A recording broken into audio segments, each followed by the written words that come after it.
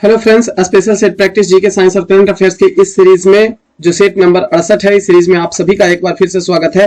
ये बीपीएससी, बिहार दरोगा, Bihar SSC, railway और अन्य एसएससी के एग्जाम के लिए बहुत ही इंपॉर्टेंट क्वेश्चन और सिलेक्टेड क्वेश्चन हम आपको करके दे रहे हैं। और ये क्वेश्चन जो है वो आपको सब्जेक्ट वाइज कौन सा सब्जेक्ट से कितने नंबर में 50 क्वेश्चन का ये कलेक्शन है और उसका सॉल्यूशन है। आप इसे रिवीजन के तौर पर देख सकते हैं। इसमें प्रीवियस ईयर क्वेश्चन भी इंक्लूडेड है और कुछ ऐसा क्वेश्चन जो ट्रेंडिंग क्वेश्चन है, जो नई क्वेश्चन आपको प्रत्येक एग्जाम में देखने को मिलता है, ऐसे क्वेश्चन को हम आपको करके देते हैं। फ्रेंड्स, इसमें क्वेश्चन की संख्या 50 रहेगा। अगर इसका पीडीएफ अगर आपको लेना है सॉल्यूशन किया हुआ और विदाउट सॉल्यूशन, तो हमारे टेलीग्राम चैनल से जुड़ जाइएगा। टेलीग्राम चैनल का लिंक हम प्रत्येक वीडियो के डिस्क्रिप्शन में डाल देते हैं। और ध्यान रहे, आगे भविष्य के लिए एग्जाम के कंपटीशन की तैयारी करते हैं तो आप केसरिया कंप्यूटर क्लास के यूट्यूब चैनल पर नए हैं तो सब्सक्राइब कर लीजिएगा। और अगर ऐसा लगता है कि वीडियो यूजफुल होता है, दूसरे स्टूडेंट के लिए भी लाभदायक होगा, तो आप इसे शेयर कीजिएगा और लाइक जरूर कीजिएगा। चलिए आज का पहला क्वेश्चन हम देखते हैं। 68 नंबर सेट का पहला क्वेश्चन हम देखते हैं। कथन पर विचार करना है। 3 कथन आपका दिया हुआ है, कौन सा कथन आपको सही है। पहला है, चलती गाड़ी के अचानक रुकने पर यात्री पीछे की ओर गिर जाता है, ऐसा उसके जड़त्व के कारण हो पाता है। बिल्कुल सही है। उसमें जब चलती हुई गाड़ी में व्यक्ति में गतिज ऊर्जा होता है और जब गाड़ी एकाएक रुकती है, अचानक रुकती है, तो ऐसे स्थिति में व्यक्ति के पास गतीय का जड़त्व होता है, जिसके कारण से अपने गति को बनाए हुए रखना चाहता है और आगे की ओर झुक जाता है। बिल्कुल सही है। दूसरा है, बंदूक पीछे की ओर झटका मारती है। जब बंदूक की गोली चलती है तो बंदूक पीछे की ओर झटका देती है बंदूक चलाने वाले को। यह उसके एक्शन होता है, गोली चलता है और उसके प्रति जो रिएक्शन होता है उसके कारण यह संभव होता है। न्यूटन के तीसरे गति नियम के कारण संभव हो पाता है। यह भी सही है। तीसरा है, खेल कूद में ऊंची कूद वाले खिलाड़ी के गिरने के लिए भूमि पर बालू का ढेर बिछा दिया जाता है। अब देखेंगे, बालू बिछा दिया जाता है जिसके कारण से संवेग जो होता है ना, संवेग का खेला होता है। संवेग बराबर होता है द्रव्यमान अगुणे वेग। यह कोई भी व्यक्ति अपना खुद का द्रव्यमान और वेग को साथ लेके वह नीचे गिरता है जमीन पर। अगर वह जमीन कठोर है, भूमि कठोर है, तो ये जो संवेग है बहुत कम ही समय में शून्य हो जाता है। कठोर भूमि पर संवेग बहुत ही कम समय में शून्य हो जाता है, जिसके कारण से उसे चोट लगने की संभावना होगी अगर बालू नहीं रहेगा तो। और वही अगर बालू बिछा दिया जाता है तो यह संवेग जो है वो धीरे धीरे कम होता है। भूमि से टक्कर, पैर का टक्कर होने के बाद धीरे धीरे यह संवेग कम होता है, एकाएक कम नहीं होता, धीरे धीरे कम होता है, जिसके कारण से व्यक्ति को कम चोट लगने की संभावना होती है। तो यहां मिलाया हुआ है जड़त्व उत्पन्न करने के लिए, जी नहीं, संवेग को धीरे धीरे कम करने के लिए बालू बिछाया जाता है। तो ऑप्शन नंबर आपका बी सही होगा, यानी 1 और 2 दोनों सही है, लेकिन तीसरा गलत हो जाएगा। नेक्स्ट क्वेश्चन है, मोसी सेकेंड सैन्य अभ्यास निम्नलिखित में से किन देशों के बीच आयोजित किया जा रहा है। मोसी सेकेंड सैन्य अभ्यास रूस, चीन और एक देश दक्षिण अफ्रीका, ये 3 देशों की संयुक्त सैन्य अभ्यास है जो फरवरी 2023 में आयोजित किया गया है। ध्यान देंगे, यह हिंद महासागर में आयोजित किया जाने वाला सैन्य अभ्यास है। नेक्स्ट क्वेश्चन है, बैलिस्टिक मिसाइल निम्नलिखित में से किसने बनाया था। सबसे पहली बात ध्यान देंगे, बैलिस्टिक मिसाइल को हिंदी में प्रक्षेपास्त्र कहते हैं। प्रक्षेपास्त्र, आप हिंदी शब्द भी याद रखेंगे, प्रक्षेपास्त्र। इस प्रक्षेपास्त्र या बैलिस्टिक मिसाइल का जनक बर्नहर वॉन ब्राउन को जाना जाता है, जिन्होंने 1930 से 40 ईस्वी के बीच बैलिस्टिक मिसाइल का आविष्कार किया था। ध्यान देंगे, इसका सर्वप्रथम इस मिसाइल का या प्रक्षेपास्त्र का प्रथम प्रयोग V2 के नाम से 3 अक्टूबर 1942 ईस्वी को पहला प्रयोग किया गया था। जबकि जे रॉबर्ट ओपेनहाइमर के बारे में, पूरा नाम जूलियस रॉबर्ट ओपेनहाइमर है, इन्होंने परमाणु बम का आविष्कार किया था, यानी फादर ऑफ एटॉमिक बम के नाम से भी इनको जाना जाता है। फादर ऑफ एटॉमिक बम के नाम से जाना जाता है। जबकि एडवर्ड टेलर को फादर ऑफ हाइड्रोजन बम का जनक भी कहा जाता है, तो फादर ऑफ हाइड्रोजन बम कहा जाता है। जबकि सैमुअल कोहेन को फादर ऑफ न्यूट्रॉन बम के नाम से जाना जाता है, क्योंकि इन्होंने न्यूट्रॉन बम का आविष्कार किया था। तो father of neutron bomb. Clear. Next question है, संसद की लोक लेखा समिति का अध्यक्ष नियुक्त किया जाता है किसके द्वारा?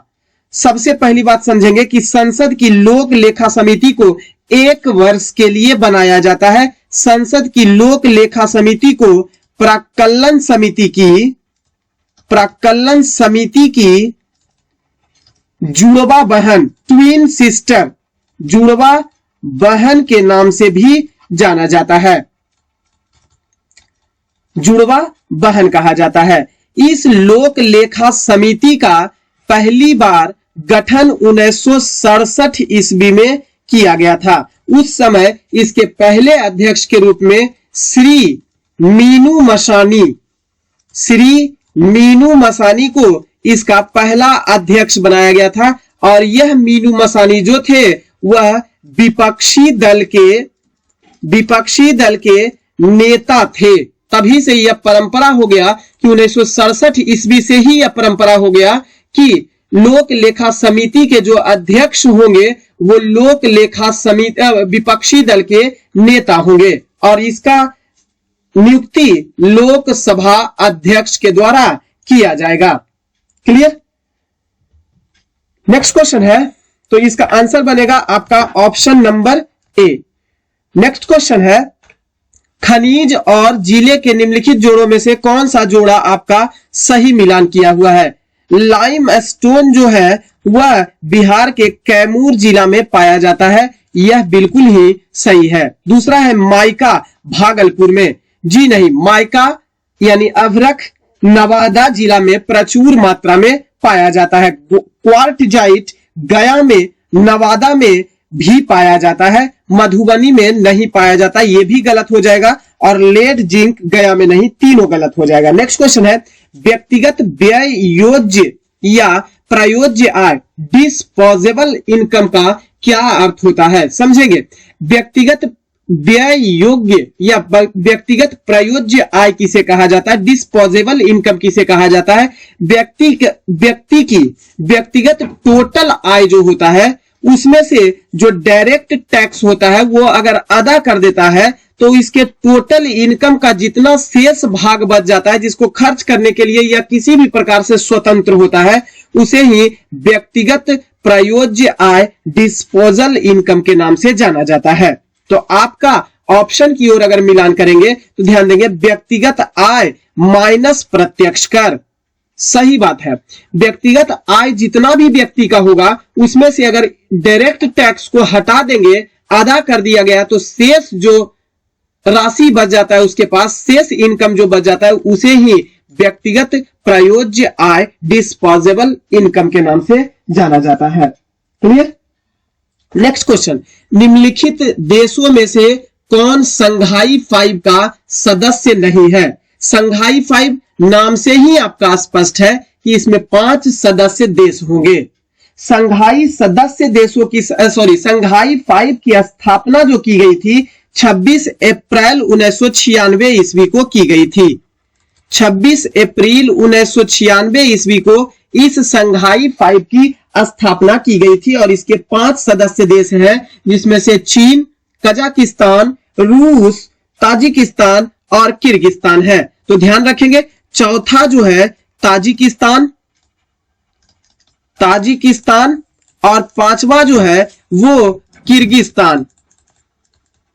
लेकिन ध्यान रखेंगे वर्तमान समय में यह संघाई 5 जो है अब संघाई 5 के नाम से नहीं जाना जाता है बल्कि 15 जून 2001 से इसका नाम बदलकर संघाई सहयोग संगठन कर दिया गया है।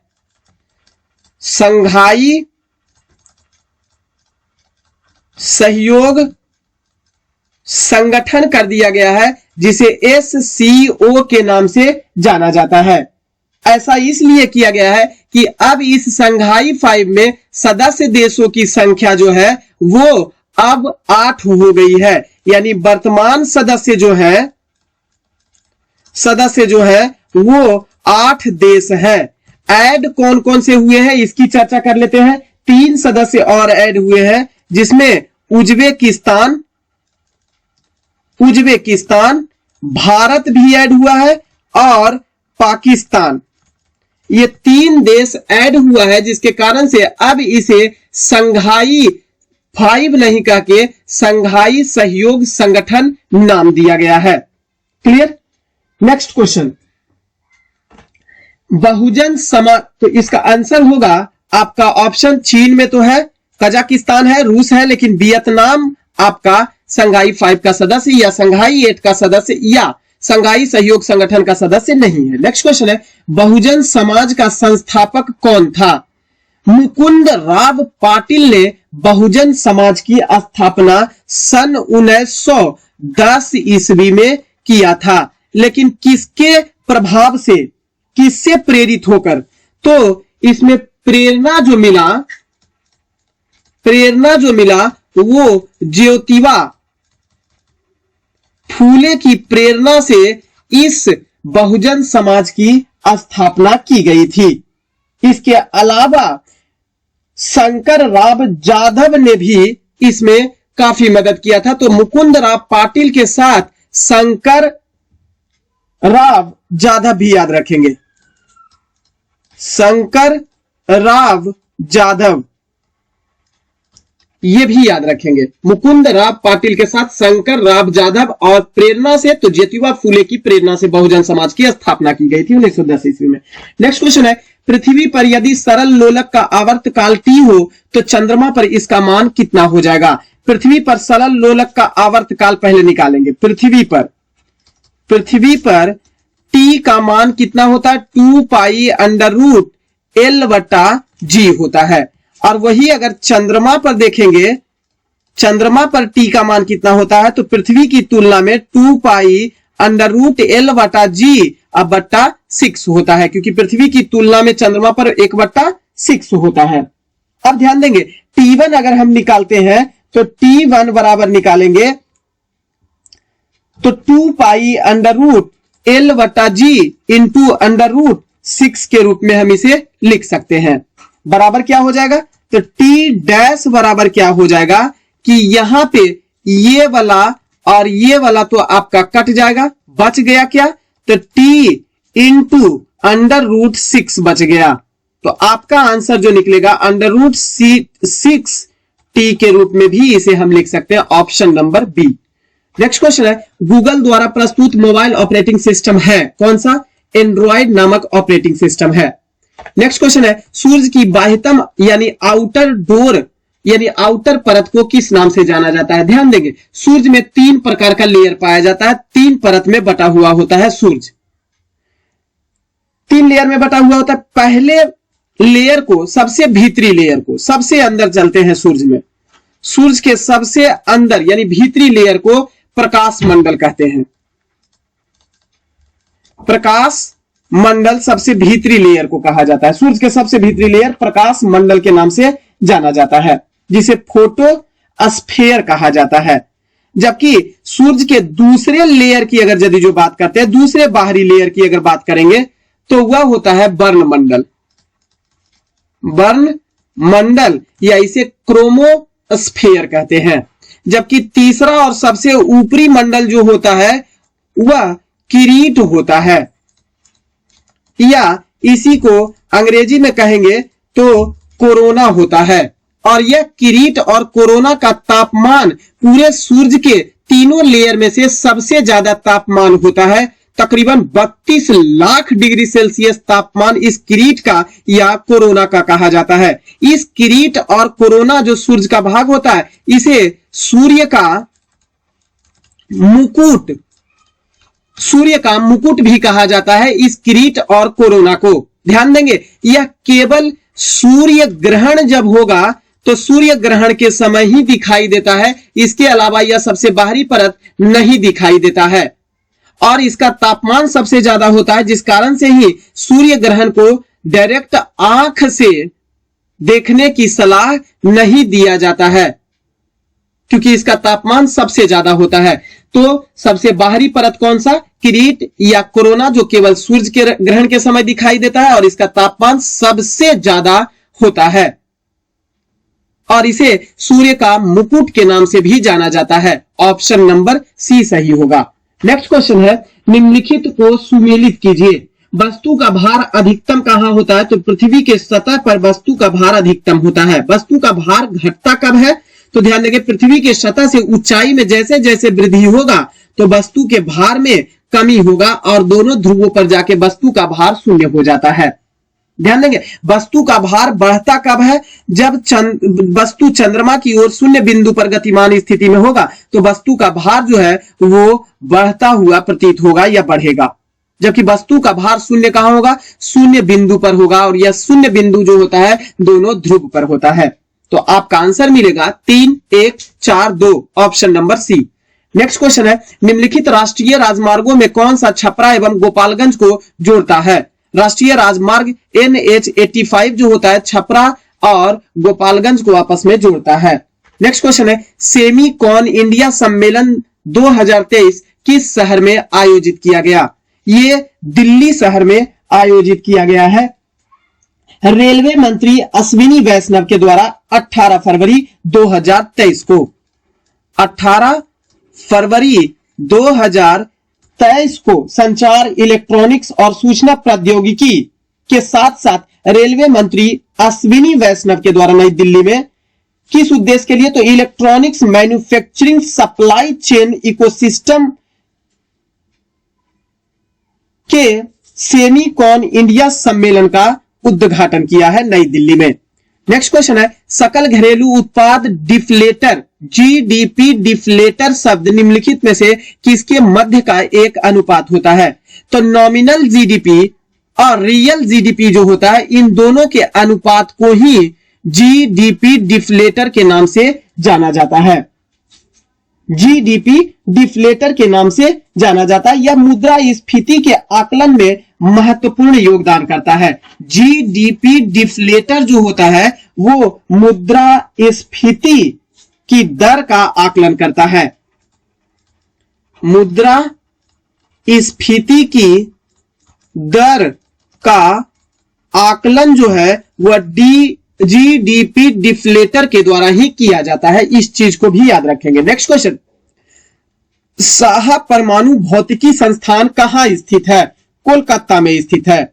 साहा परमाणु भौतिकी केंद्र जो है कलकत्ता के साल्ट लेक सिटी में स्थित है। साल्ट लेक सिटी में स्थित है, जिसकी स्थापना 1949 ईस्वी में किया गया था। नेक्स्ट क्वेश्चन है, प्रोटेम स्पीकर सामान्यतः किसे नियुक्त करते हैं? तो प्रोटेम स्पीकर होता क्या है, जिस चीज को समझेंगे। नया जो लोकसभा होता है ना, नवीनतम लोकसभा, नया लोकसभा जो बना है, उस नए लोकसभा में जो सभी सदस्य आते हैं, लोकसभा के जो सदस्य आते हैं, उसको शपथ ग्रहण करवाने का काम, अब अध्यक्ष तो है नहीं, नया लोकसभा बना है तो अध्यक्ष भी नया बनना चाहिए। तो अध्यक्ष को नया बनने के लिए पहले सदस्य का चुनाव, पहले सदस्य जो होगा उसका शपथ ग्रहण हो जाएगा। तो सदस्यों में से ही एक व्यक्ति ऐसे होंगे जिसे अध्यक्ष के रूप में और एक उपाध्यक्ष के रूप में नियुक्त किया जाएगा। तो पहले तो सदस्य बनेंगे लोकसभा का, तो सदस्य लोकसभा का बनेंगे नए लोकसभा में, तो उन सदस्यों को शपथ ग्रहण करवाने वाला कोई एक होना चाहिए, जो कि नए लोकसभा में तो होगा नहीं अध्यक्ष और उपाध्यक्ष। तो उसके स्थान पर राष्ट्रपति द्वारा एक प्रोटेम स्पीकर, जिसे पूर्व स्पीकर, स्पीकर के पहले का वो स्पीकर, जिसको कहेंगे नाम मात्र का स्पीकर जो होता है, कुछ काम के लिए इसको केवल शपथ ग्रहण करवाने के लिए होता है। तो प्रोटेम स्पीकर की नियुक्ति राष्ट्रपति के द्वारा कर दिया जाता है। अब यह प्रोटेम स्पीकर जो होता है लोकसभा में आए हुए सभी सदस्यों को शपथ ग्रहण करवाता है, और जब शपथ ग्रहण सभी सदस्यों का हो जाता है तो सभी सदस्य अपने बीच में से एक सदस्य को अध्यक्ष और एक सदस्य को उपाध्यक्ष नियुक्त कर दिया जाता है, जिसका चुनाव जो होता है सभी लोकसभा सदस्यों के द्वारा किया जाता है। तो जब अध्यक्ष का चुनाव हो गया, अध्यक्ष बन गया, उपाध्यक्ष बन गया, तब अब प्रोटेम इस स्पीकर का कोई काम नहीं रह जाता है। तब यह प्रोटेम स्पीकर का पद समाप्त हो जाता है और इसके स्थान पर अध्यक्ष और उपाध्यक्ष जो होते हैं वो चयन कर लिए जाते हैं, बना लिए जाते हैं, चुन लिए जाते हैं। क्लियर? तो नवनिर्वाचित लोकसभा के वरिष्ठतम सदस्यों में से किसी एक को प्रोटेम स्पीकर राष्ट्रपति नियुक्त करते हैं। Option number C. Next question है, कैलाश मानसरोवर की यात्रा पर जाने वाले तीर्थ यात्रियों को तिब्बत में प्रवेश करने के लिए किस दर्रे को पार करना पड़ेगा? अब देखिए, कैलाश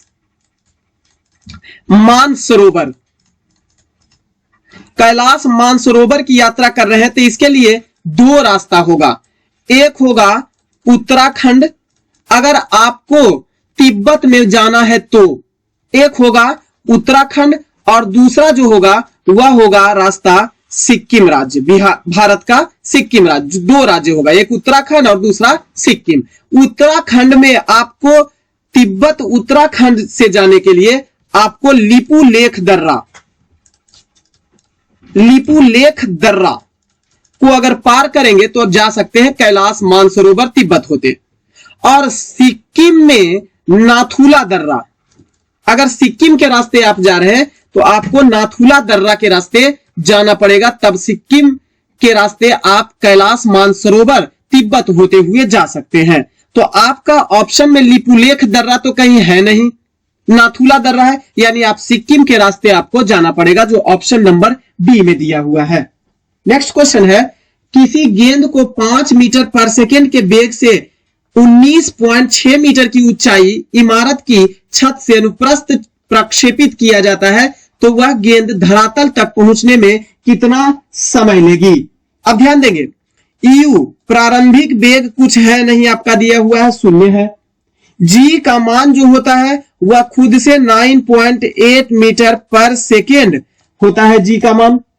एस का मान सेकेंड, समय का मान आपको दूरी का मान आपको दिया हुआ है, एस बराबर दिया हुआ है 9.6 मीटर दिया हुआ है, और वेलोसिटी बराबर भी आपका दिया हुआ है 5 मीटर पर सेकेंड, वेलोसिटी भी आपका दिया हुआ है। निकालना क्या, फॉर्मूला कौन सा लागू करना है? तो आपको समय निकालना है, तो अगर आपका दूरी दिया हुआ है तो फॉर्मूला लगाएंगे एस बराबर U T plus half G T square. Clear? S का मान आपका दिया हुआ है 19.6 बराबर यू का मान तो 0 है, 0 है, कुछ है नहीं, तो इसको 0 में टी से अगर गुना भी कुछ करेंगे तो कोई मतलब नहीं रह जाता। इसका मतलब है टी तो निकालना है आपको, यहां ओ यू का मान है 0, प्रारंभिक वेग 0 है, टी हमें निकालना है, प्लस 1/2 जी का मान दिया हुआ है 9.8 मीटर पर सेकेंड, और गुना टी स्क्वायर दिया हुआ है। तो अब देखेंगे 19.6 बराबर यहां तो 0 हो जाएगा, तो लिखेंगे 1/2 गुने 9.8 गुना टी स्क्वायर। क्लियर? इससे इसको हम देंगे काट, कितना हो जाएगा? 98 को काटेंगे तो 49 हो जाएगा, 4.9 हो जाएगा। अब टी स्क्वायर बराबर हम क्या लिखेंगे? 19.6 बटा 4.9, काटेंगे इसको 3 से कट जाएगा, सॉरी इसको काटेंगे तो कटेगा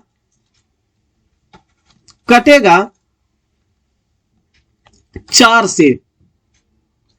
टी स्क्वायर बराबर मान आ गया 4, टी बराबर कितना हो जाएगा? √4। अब टी बराबर कितना हो जाएगा? 2 सेकेंड, यानी 2 सेकेंड का समय लगेगा। Option number. नेक्स्ट क्वेश्चन है, निम्नलिखित में से कौन सा युग्म सही सुमेलित है आपका? तो सही सुमेलित है कौन सा?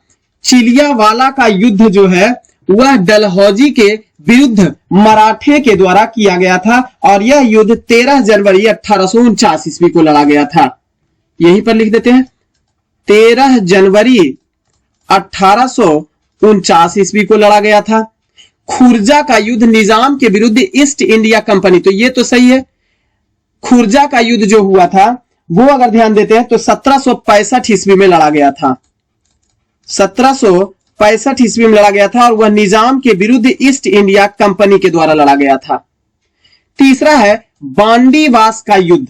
बांडीवास का युद्ध 22 जनवरी 1761 ईस्वी को लड़ा गया था। 22 जनवरी 1760 ईस्वी को बांडीवास का युद्ध लड़ा गया था, और यह अंग्रेज और फ्रांसीसी सेना के मध्य में लड़ा गया था। अंग्रेज और फ्रांसीसी सेना के बीच। तो यहां पे बांदीवास वाला जो है वो ध्यान देंगे। तो फ्रांसीसी के विरुद्ध ईस्ट इंडिया कंपनी यानी अंग्रेज और फ्रांसीसी के बीच बांदीवास का युद्ध लड़ा गया था, बिल्कुल ही सही है। और बक्सर का युद्ध जो हुआ था वो 22 अक्टूबर 1764 ईस्वी में, 22 अक्टूबर 1764 ईस्वी में बक्सर का युद्ध लड़ा गया था। और यह मीर कासिम और अंग्रेज कैप्टन हेक्टर मुनरो के बीच लड़ा गया था। बक्सर का युद्ध हेक्टर मुनरो और मीर कासिम के बीच लड़ा गया था। यहां पे दिया हुआ मीर जाफर के विरुद्ध क्लाइव, नहीं, मीर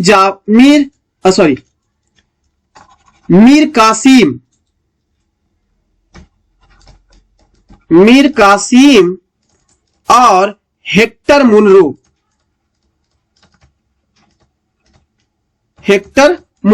मीर कासिम, बंगाल के नवाब मीर कासिम और अंग्रेजी सेनापति हेक्टर मुनरो के बीच बक्सर का युद्ध 22 अक्टूबर 1764 ईस्वी को लड़ा गया था, जो कि मिलान आपका गलत था। तो ऑप्शन नंबर डी जो है वो सही सुमेलित इसमें से सही सुमेलित है। इसमें से कौन सा?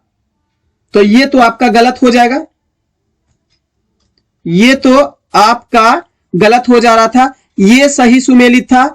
खुर्जा का युद्ध जो हुआ था निजाम और मराठा के बीच हुआ था। अच्छा सॉरी, यहां पर ईस्ट इंडिया कंपनी है, निजाम और मराठा के बीच हुआ था, ये गलत हो जाएगा। निजाम, यहां पे सुधार करेंगे, यहां पे खुर्जा का युद्ध निजाम और मराठा के बीच, निजाम प्लस मराठा, निजाम और मराठा के बीच, तो ये आपका गलत हो जाएगा। चिलियावाला का युद्ध जो हुआ था वो अंग्रेज और सिखों के बीच हुआ था, ना कि डलहौजी के विरुद्ध मराठा का, ना, अंग्रेज और सिखों के विरुद्ध। अंग्रेज प्लस सिखों के बीच युद्ध हुआ था। चिलियावाला का युद्ध 13 जनवरी 1849 ईस्वी को हुआ था। तो 3 गो गलत है और आपका तीसरा जो है वो सही मिलान था। Clear? Next question, Great Artesian Basin किस देश में स्थित है?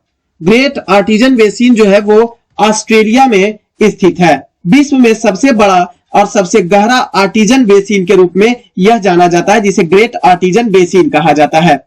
ये बृहत्तम भूमिगत जल बेसिन में से एक को ग्रेट आर्टिजन बेसिन के नाम से जाना जाता है और यह ग्रेट डिवाइडिंग पर्वत और मध्यवर्ती उच्च भूमि के मध्य विस्तृत है। यहीं पर लिखेंगे, ये जो ग्रेट आर्टिजन बेसिन है ऑस्ट्रेलिया में, ग्रेट डिवाइडिंग पर्वत, ग्रेट डिवाइडिंग पर्वत और मध्य उच्च भूमि, उच्च भूमि के बीच स्थित है ग्रेट आर्टिजन बेसिन ऑस्ट्रेलिया में। नेक्स्ट क्वेश्चन है, पश्चिमी और मध्य क्षेत्र के लिए पहली पीएम गति शक्ति कार्यशाला किस शहर में आयोजित हुई है? 20 फरवरी 2023 को गोवा में आयोजित किया गया है। 20 फरवरी 2023 को पश्चिमी और मध्य क्षेत्र के लिए पहली पीएम गति शक्ति कार्यशाला जो है वो गोवा में 20 फरवरी 2023 को। नेक्स्ट क्वेश्चन है, सरकारिया आयोग का गठन किस विषय पर सुझाव देने के लिए किया गया था? सरकारिया आयोग का गठन 1983 ईस्वी में रंजीत सिंह सरकारिया की अध्यक्षता में 3 सदस्यीय समिति का गठन किया गया था। इसका नाम सरकारिया आयोग रखा गया। इसका गठन पहले लिखेंगे, 1983 ईस्वी में इसका गठन किया गया था रंजीत सिंह सरकारिया की अध्यक्षता में। रंजीत सिंह सरकारिया की अध्यक्षता में इसका गठन 1983 ईस्वी में किया गया था और यह 3 सदस्यीय, क्वेश्चन पूछेगा कितने सदस्यीय था, तो 3 सदस्यीय समिति था यह सरकारिया आयोग। क्लियर? और यह केंद्र एवं राज्य के बीच संबंधों से संबंधित व्यवस्था जो था उसकी समीक्षा करने और उसके संबंध में आवश्यक संस्तुति देने के लिए किया गया था। हालांकि सरकारिया रिपोर्ट ने अपना प्रकाशन जो है, अपना रिपोर्ट जो है रिपोर्ट प्रकाशित किया 5 साल के बाद 1988 ईस्वी में अपना रिपोर्ट सरकारिया आयोग दिया था। ऑप्शन नंबर बी सही होगा। नेक्स्ट क्वेश्चन है, निम्नलिखित कथनों पर विचार कीजिए। प्रत्यास्थता की सीमा के अंदर अनुदैर्ध्य प्रतिबल और अनुदैर्ध्य विकृति का अनुपात यंग प्रत्यास्था गुणांक को दर्शाता है। बिल्कुल सही है। दूसरा है, प्रत्यास्था की सीमा के अंदर अभिलंब प्रतिबल तथा आयतन विकृति का अनुपात आयतन प्रत्यास्था गुणांक को दर्शाता है। यह भी सही है। तो 1 और 2 दोनों ही सही हो जाएगा। नेक्स्ट क्वेश्चन है, 20 सूत्रीय आर्थिक कार्यक्रम सर्वप्रथम प्रारंभ किया गया था। कब प्रारंभ किया गया था? सन 1975 ईस्वी में 20 सूत्री कार्यक्रम का प्रारंभ किया गया था। किस सरकार के दौरान? कभी कभी यह भी क्वेश्चन पूछता है। तो इंदिरा गांधी सरकार के द्वारा, इंदिरा गांधी सरकार के द्वारा 20 सूत्री कार्यक्रम का गठन 1975 ईस्वी में किया गया था और इसका उद्देश्य जो था वो कृषि एवं औद्योगिक उत्पादन को बढ़ावा देना। उद्देश्य में भी लिखेंगे, उद्देश्य कृषि एवं औद्योगिक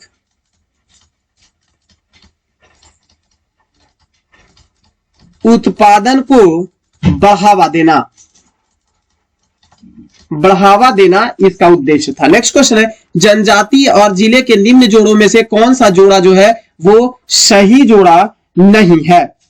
तो ध्यान देंगे, सही जोड़ा नहीं है उसकी ओर ध्यान देंगे। संथाल कहता है बांका, संथाल है बांका जिला में निवास करती है, बिहार के। बिल्कुल ही सही है। मुंडा जो जनजाति है वो जमुई जिला में निवास करती है। यह बात गलत है। मुंडा जनजाति जो है वो जमुई जिला में बिहार के नहीं निवास करके बक्सर और रोहतास में है। बक्सर और रोहतास जिला में मुंडा जनजाति पाई जाती है। तो ये सही सुमेलित नहीं है। बाकी उराव जनजाति सुपौल में है और खरवार जनजाति भागलपुर में पाई जाती है। तो जोड़ा जो सही नहीं था वो ऑप्शन नंबर बी सही नहीं था। बिहार में पाई जाने वाली जनजाति मुख्य रूप से सबसे बड़ी जनजाति जो है वो संथाल जनजाति है। बिहार में क्रम देखा जाए तो बिहार में क्रम अगर जनजाति का देखा जाए तो सबसे बड़ी जनजाति संथाल जनजाति है बिहार में सबसे ज्यादा। दूसरे स्थान पर ओराव जनजाति है। ओराव जनजाति दूसरे स्थान पर और तीसरे स्थान पर खारवार जनजाति, खारवार जनजाति जो है वो तीसरे स्थान पर है। तो संथाल, ओराव और खरवार जनजाति जो है वो तीसरे स्थान पर। नेक्स्ट क्वेश्चन है, निम्नलिखित में से कौन सा शिपयार्ड भारत नौसेना के लिए युद्ध पोतों का निर्माण करता है? तो युद्ध पोतों का निर्माण जो करता है वो मंझगांव डॉक्स जो मुंबई में स्थित है, यह युद्ध पोत का निर्माण करने के लिए जाना जाता है। कोचीन शिपयार्ड जो है ऑप्शन नंबर बी में देखेंगे तो जलपोत का निर्माण और मरम्मत करता है। जलपोत का निर्माण और मरम्मत करता है कोचीन शिपयार्ड। जबकि सी में चलेंगे तो हिंदुस्तान शिपयार्ड जो विशाखापत्तनम में स्थित है, यह पोत का प्रांगण है जहां पोत जलपोत जो है वो आकर लगता है। तो पोत प्रांगण, प्रांगण जो है वो है हिंदुस्तान शिपयार्ड जो विशाखापत्तनम में है। गार्डन रीच वर्कशॉप जो है वो कलकत्ता में स्थित है और भारत में यह शिपयार्ड के निर्माण के लिए नौसेना के लिए, स्पेशली नौसेना के लिए, नौसेना शिपयार्ड का निर्माण, युद्धपोत का निर्माण जो है सबसे बड़ा भारत में गार्डन रीच वर्कशॉप जो कलकत्ता में स्थित है। हालांकि मंझगांव डॉक्स भी युद्धपोत का निर्माण करता है, लेकिन सबसे बड़ा जो युद्धपोत का निर्माण करता भी है गार्डन रीच वर्कशॉप कलकत्ता में। नेक्स्ट क्वेश्चन है, सर क्रीक, सर क्रीक कहां स्थित है? गुजरात के साथ लगने वाला भारत और पाक की सीमा पर स्थित है सर क्रीक रेखा। यह सर क्रीक रेखा जो है वो अरब सागर से जुड़ा हुआ है। भारतीय क्षेत्र अरब सागर से जुड़ा हुआ है और भारत के राज्य गुजरात को पाकिस्तान के सिंध प्रांत से अलग कर देता है। नेक्स्ट क्वेश्चन है, निम्नलिखित में से किस मुगल सम्राट को हिंदी गीतों की रचना का श्रेय दिया जाता है? ऑप्शन नंबर बी होगा अकबर। हिंदी गीतों की रचना का श्रेय अकबर, मुगल सम्राट अकबर को जाता है। अकबर के द्वारा रायकरण के छद्म नाम से, अकबर ने रायकरण के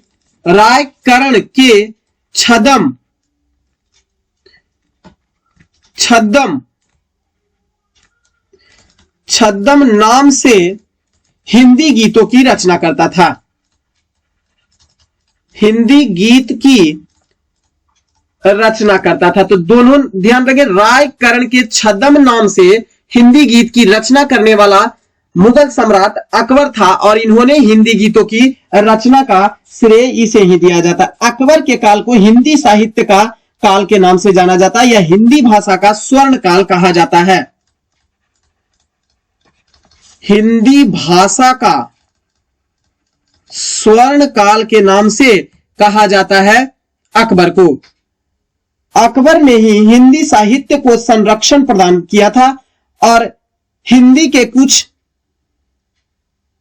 अपने दरबारियों को कुछ उपाधियां दी थी, जैसे बीरबल को कवि प्रिय की उपाधि दी थी और नरहरि को महापात्र की उपाधि से भी अकबर ने विभूषित किया था। नेक्स्ट क्वेश्चन है, स्वपरागन यानी सेल्फ पॉलिनेशन का क्या अर्थ होता है? अब पॉलिनेशन दो प्रकार का होता है, एक होता है सेल्फ और दूसरा होता है क्रॉस। तो सेल्फ पॉलिनेशन उसे कहा जाता है जब पराग कोश से उसी पुष्प के वर्तिकाग्र, पराग कोश का मतलब होता है एंथर, से उसी पुष्प के वर्तिकाग्र यानी अस्टिग्मा तक का पराग का मतलब पॉलन ग्रेन्स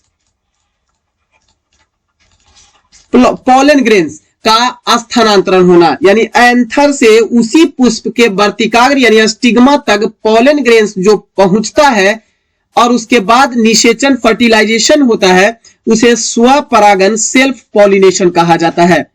जबकि एक ही पुष्प के पराग उसी पौधे के अन्य दूसरे पुष्प पर, यहां पे अन्य दूसरे कोई पुष्प पर स्थानांतरित हो जाता है या उसी जाति के पौधे के अन्य पुष्प पर अगर पराग यानी पॉलेंस जो होते हैं वो वर्तिकाग्र यानी अस्टिग्मा में पहुंचते हैं तो उसे क्रॉस पॉलिनेशन कहा जाता है। ध्यान दीजिएगा, यहां क्वेश्चन में थोड़ा सा अंतर, पुष्प के पराग के उसी पौधे के अन्य पुष्प, वही पौधा का कोई अन्य दूसरा पुष्प, इसमें तो उसी पौधा के उसी पुष्प पर था तो सेल्फ, और उस एक ही पौधा के या उस पौधा के अन्य जाति एक ही जाति के दूसरे पौधे के पुष्प या एक पौधे पर मौजूद किसी अन्य पुष्प पर अगर पॉलन जो होते हैं एंथर से निकल कर अस्टिग्मा तक पॉलन ग्रेन्स जब पहुंचता है तो उसे क्रॉस पॉलिनेशन कहेंगे, क्रॉस पॉलिनेशन कहा जाता है। और एक ही पुष्प में नर और मादा जननांग की उपस्थिति जब पाई जाती है तो इसे किस नाम से, हेर्माफ्रोडाइट के नाम से जाना जाता है। इसे हर्माफ्रोडाइट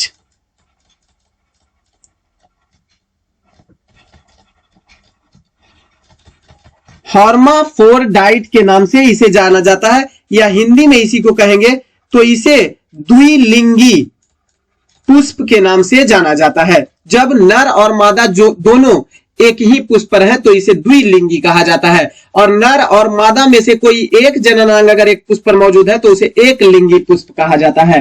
नेक्स्ट क्वेश्चन है, सबसे पहले का मानव सदृश प्राणी जो प्राक मानव यानी होमोसेपियन से प्रजातीय रूप से भिन्न था उसे सामान्यतः जाना जाता है, किस नाम से जाना जाता है? तो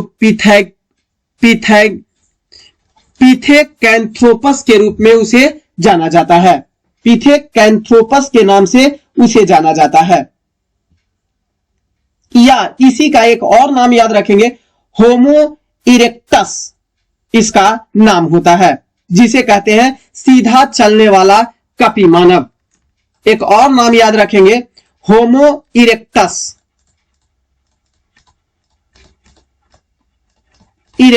इसका शाब्दिक अर्थ क्या होता है? तो सीधा चलने वाला कपि मानव।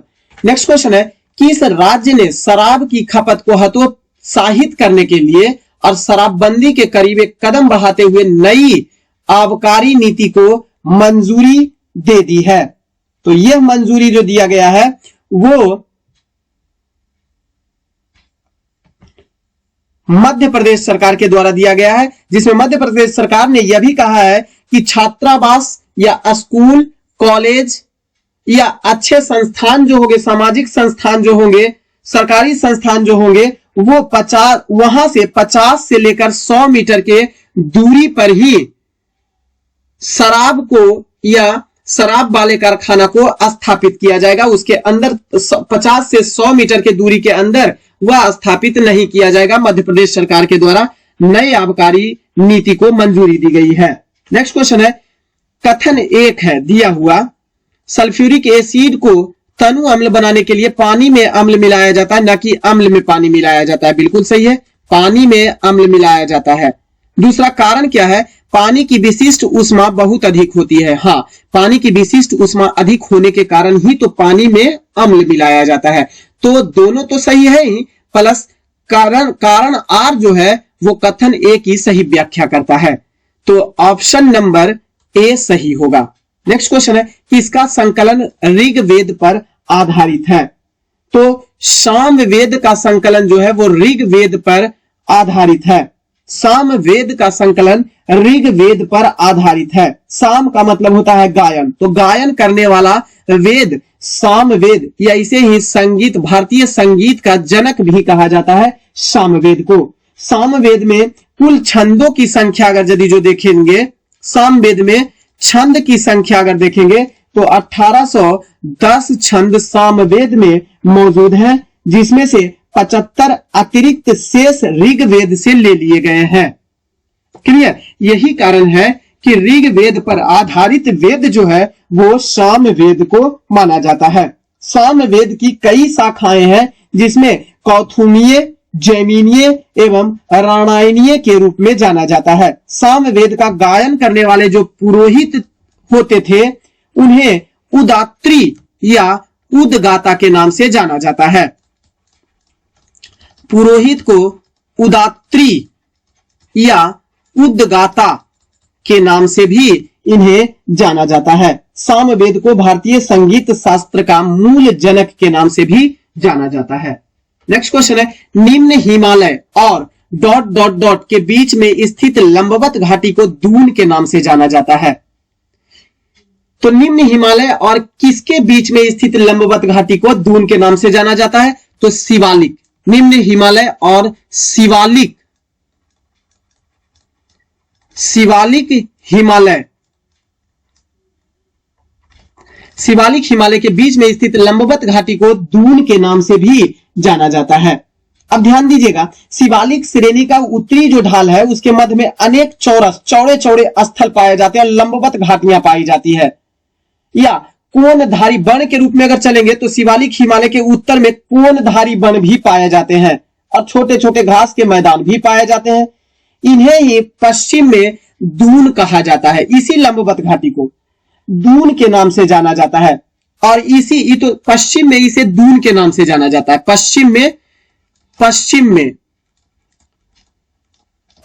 में दून के नाम से जाना जाता है।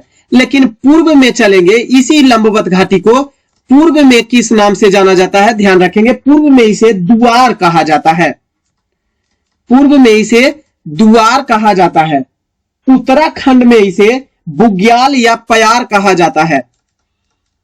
उत्तराखंड में इसे बुग्याल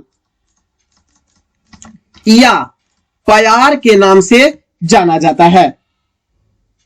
देहरादून एवं हरिद्वार जो है इसी के एग्जाम्पल के अंतर्गत शामिल किया जाता है। नेक्स्ट क्वेश्चन है, किसी राज्य की विधान परिषद में राज्यपाल द्वारा कितने सदस्यों को मनोनीत किया जाता है? तो किसी राज्य की विधान परिषद में राज्यपाल के द्वारा 1/6 कुल सदस्यों का 1/6 सदस्य जो होते हैं वो राज्यपाल के द्वारा मनोनीत किए जाते हैं। जो विज्ञान, कला, सहकारी आंदोलन और समाज सेवा के क्षेत्र से विशेष ज्ञान या व्यावहारिक अनुभव रखते हैं, वैसे व्यक्तियों को ही राज्यपाल नियुक्त करते हैं राज्य के विधान परिषद में। और इसकी चर्चा भारतीय संविधान के अनुच्छेद 171 के 5 में किया गया है। इसकी चर्चा अनुच्छेद 171 के 171वें अनुच्छेद के 5वें उपबंध में इसकी चर्चा मिलती है। नेक्स्ट क्वेश्चन है, निम्नलिखित स्थानों में भारत वैगन एवं इंजीनियरिंग कंपनी लिमिटेड कहां स्थित है? तो भारत वैगन का मतलब होता है चक्का, जो ट्रेन का चक्का होता है। वैगन एवं इंजीनियरिंग कंपनी लिमिटेड कहां स्थित है? तो ध्यान दीजिएगा, ये स्थित है मोकामा में, बिहार के मोकामा में। नेक्स्ट क्वेश्चन है, भारत द्वारा अपने देश में विकसित हल्के युद्ध विमान का नाम क्या है? तेजस। हल्के युद्ध विमान का नाम तेजस है। ये जेट लड़ाकू विमान है और इसे हिंदुस्तान एरोनॉटिक्स लिमिटेड के द्वारा बनाया गया है। इसे HAL के द्वारा विकसित किया गया है, इसे बनाया गया है। और ध्यान देंगे, इसकी मारक क्षमता जो है वो 3000 किलोमीटर तक इसकी मारक क्षमता है। नेक्स्ट क्वेश्चन है, भारत में बेरोजगारी मापन की निम्नलिखित में से कौन सी विधि NSSO National Sample Survey Organisation द्वारा प्रयोग में नहीं लाया जाता है? तो ध्यान देंगे, सामान्य प्रमुख स्तर को लाया जाता है, चालू मासिक स्तर को इसके अंतर्गत शामिल नहीं किया जाता है, चालू साप्ताहिक स्तर आता है और चालू दैनिक स्तर को शामिल किया जाता है। थोड़ा थोड़ा समझेंगे कि सामान्य प्रमुख स्तर क्या होता है। तो यदि पिछला वर्ष में कोई व्यक्ति रोजगार के लिए उपलब्ध और इच्छुक होते हुए भी अधिकांश समय कार्य नहीं कर रहा होता है तो वह बेरोजगार माना जाएगा। इसके अंतर्गत सामान्य प्रमुख स्तर इसे ही कहा जाता है। दूसरा आता है चालू साप्ताहिक स्तर। ये क्या होता है? जिसे करेंट वीकली स्टेटस कहा जाता है। यदि कोई व्यक्ति इसमें रोजगार के लिए उपलब्ध और इच्छुक होते हुए भी संदर्भित सप्ताह के किसी एक दिन 1 घंटे भी रोजगार में संलग्न नहीं रहा है तो वह बेरोजगार माना जाएगा। यह चालू साप्ताहिक स्तर के आधार पर बेरोजगार माना जाएगा। जबकि तीसरा है चालू दैनिक स्तर के आधार पर, क्योंकि बेरोजगारी का आकलन करता है। NSSO का काम क्या होता है? यह बेरोजगारी का आकलन करता है भारत में। तो तीसरा जो है चालू दैनिक स्तर, इसमें क्या होता है कि यदि कोई व्यक्ति रोजगार के लिए उपलब्ध और इच्छुक होते हुए भी दिन में 1 घंटे भी कार्य नहीं करता है तो ऐसे व्यक्तियों को चालू दैनिक स्तर के रूप में बेरोजगार समझा जाएगा। क्लियर? लेकिन चालू मासिक स्तर जो है इसके अंतर्गत शामिल नहीं होता है। तो ऑप्शन नंबर बी सही होगा। नेक्स्ट क्वेश्चन है, स्थिर आयतन पर किसी निश्चित मात्रा वाली गैस का दाब उसके परम ताप के समानुपाती होता है। यह कथन किस गैसीय नियम द्वारा व्यक्त किया जाता है? तो पहली बात ध्यान देंगे, चार्ल्स के नियम में याद रखेंगे सीपी ठाकुर, यानी कि चार्ल्स के नियम में प्रेशर जो होता है वो कांस्टेंट होता है। यहां पे ध्यान रखें, चार्ल्स सी से चार्ल्स का नियम और पी से प्रेशर। तो चार्ल्स के नियम में प्रेशर कांस्टेंट होता है तो संबंध किसके किसके बीच होता है?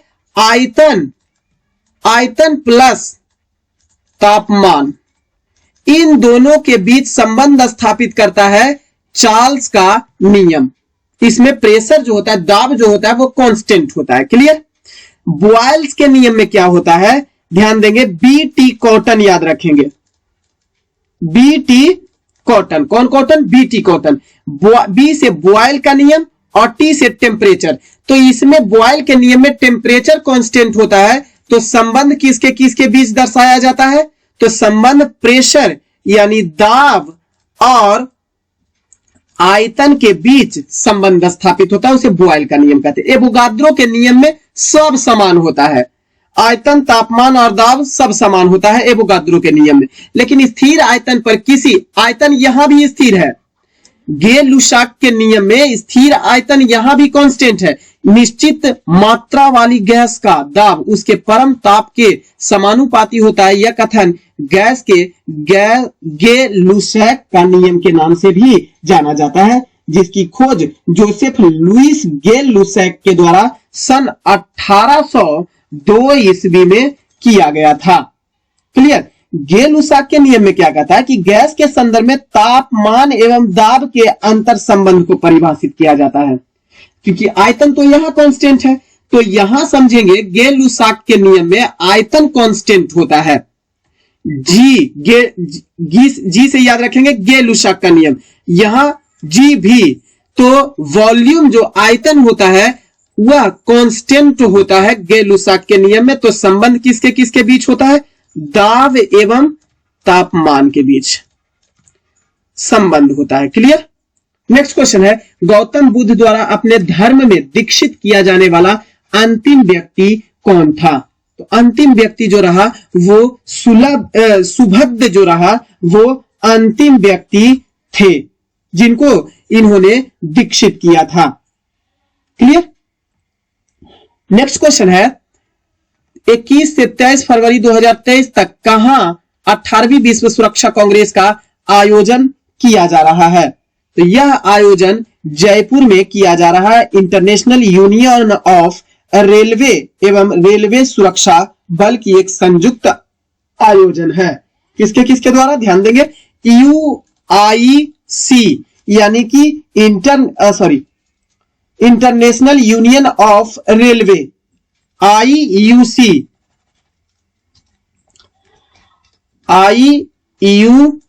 इंटरनेशनल यूनियन ऑफ रेलवे के द्वारा एवं रेलवे सुरक्षा बल RPF, इन दोनों के द्वारा जो है वह सम्मेलन जयपुर में होगा। नेक्स्ट क्वेश्चन है, निम्नलिखित में से कौन सा विश्व का सबसे ऊंचा रोड पास जहां पर मोटर वाहनों द्वारा पहुंचा जा सकता है वह कहां स्थित है? तो वह खारदुंगला में स्थित है। क्लियर? यह खारदुंगला जो है, ध्यान देंगे, जम्मू कश्मीर राज्य के लद्दाख क्षेत्र में स्थित है। इसे नुब्रा घाटी का द्वार भी कहा जाता है। यह जम्मू एंड कश्मीर के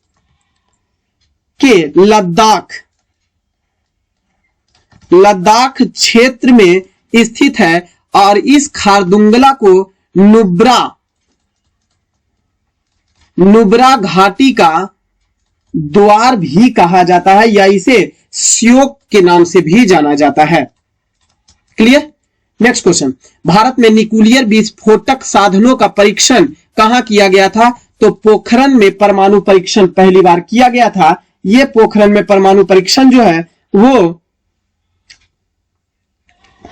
पोखरण में परमाणु परीक्षण जो हुआ था वो 2 मई 1998 ईस्वी को पोखरण परमाणु परीक्षण किया गया था प्रधानमंत्री अटल बिहारी वाजपेयी के कार्यकाल में। नेक्स्ट क्वेश्चन है, क्षेत्रीय परिषदों रीजनल काउंसिल का सृजन हुआ है। तो क्षेत्रीय परिषद का सृजन जो है वो संसदीय कानून के द्वारा सृजन किया गया है सन 1956 ईस्वी में।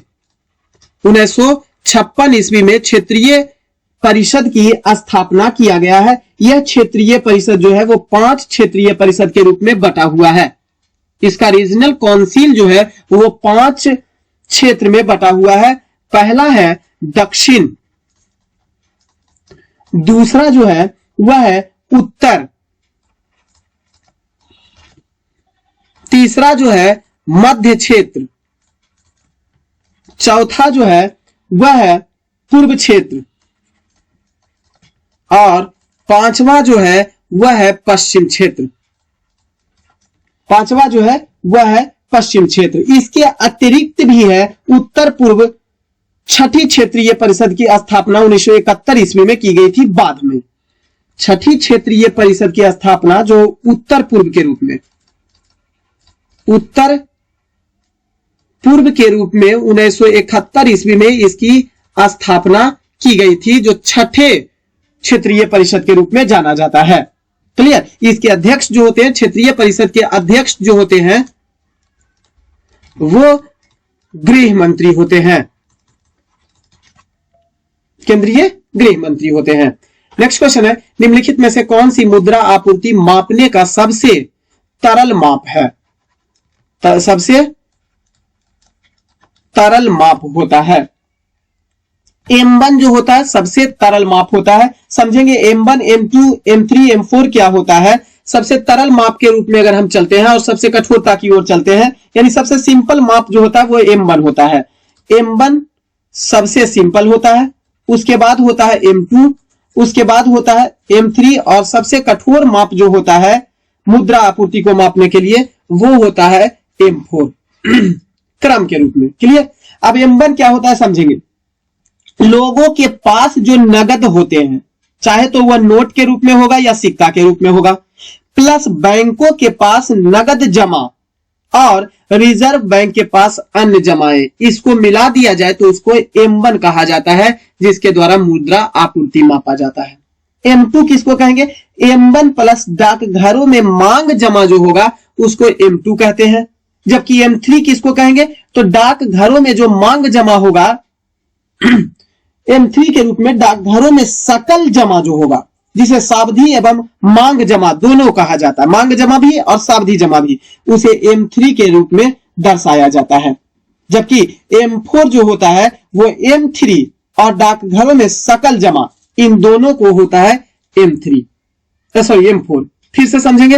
M1 जो होता है लोगों के पास नगद होता है, चाहे तो नोट होता है या सिक्का होता है, और प्लस बैंकों के पास नगद जमा प्लस रिजर्व बैंक के पास अन्य जमाएं, ये M1 कहलाता है। M2 क्या होता है?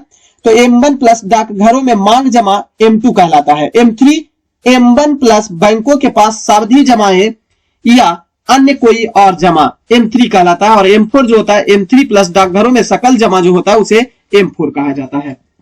नेक्स्ट क्वेश्चन है, श्वेत रक्त कणिकाएं कितने प्रकार की होती है? श्वेत रक्त कणिकाएं WBC 5 प्रकार की होती है। इओसिनोफिल्स, बेसोफिल्स, न्यूट्रोफिल्स, लिम्फोसाइट्स और मोनोसाइट्स के रूप में जाना जाता है।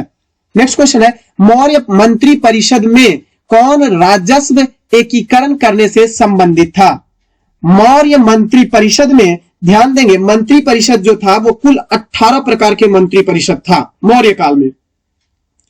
मौर्य काल में अर्थशास्त्र के अनुसार कुल 18 प्रकार के मंत्री परिषद में सदस्य शामिल थे, जो मंत्री, पुरोहित, सेनापति, युवराज, दोबारिक, अंतर्वेदिक, समाहर्ता, सन्निधाता, प्रशासता, प्रदेष्टि, पौर, व्यावहारिक, नायक, कर्मांतिक, मंत्री परिषद, दुर्गपाल, अंतःपाल, दंडपाल, सभी 18 कर्मचारी इसमें मौजूद थे। अब ध्यान दीजिएगा, इसमें समाहर्ता कौन सा काम करता था? तो समाहर्ता जो होता था वो आय का संकलन करता होता था। आय का